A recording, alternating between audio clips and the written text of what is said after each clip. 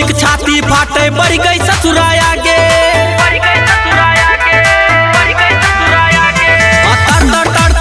बुलटवा दौरी हरियक रोडे दियक पड़ोसी छाती फाटे बढ़ गई ससुराया गे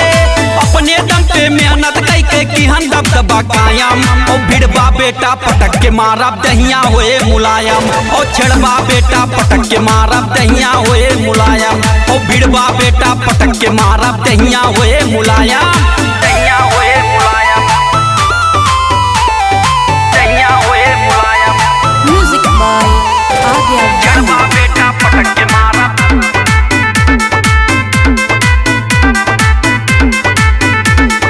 छोट बड़ा के इज्जत बाटे खून के हर एक कतरे माँ बनी ले हम सबके सहयोगी चर्चा बाहर दिलवा माँ छोट बड़ा के इज्जत बाटे खून के हर एक कतरे माँ बनी ले हम सबके सहयोगी चर्चा बाहर दिलवा माँ रामचंद्र जी के कृपा से रही दबदबा कायम और भिड़बा बेटा पटक के मारब दहिया होए मुलायम और छेड़बा बेटा पटक के मारब दहिया होए मुलायम और भिड़बा बेटा पटक के मारब दहिया होए मुलायम दहिया होए मुलायम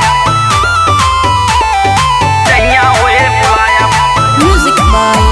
आद्या छेड़बा बेटा पटक के मारब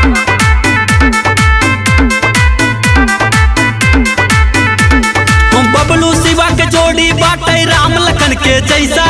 बाय भरोसा एक दिन चमकब हमहू चाँद के जैसा शिवा सुमित के जोड़ी बाटे राम लखन के जैसा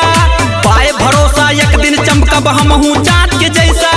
श्री कृष्ण जी के कृपा से होए दबदबा कायम और भिड़बा बेटा पटक के मारब दहिया होए मुलायम और छेड़बा बेटा पटक के मारब दहिया होए मुलायम और भिड़बा बेटा पटक के मारब दहिया होए मुलायम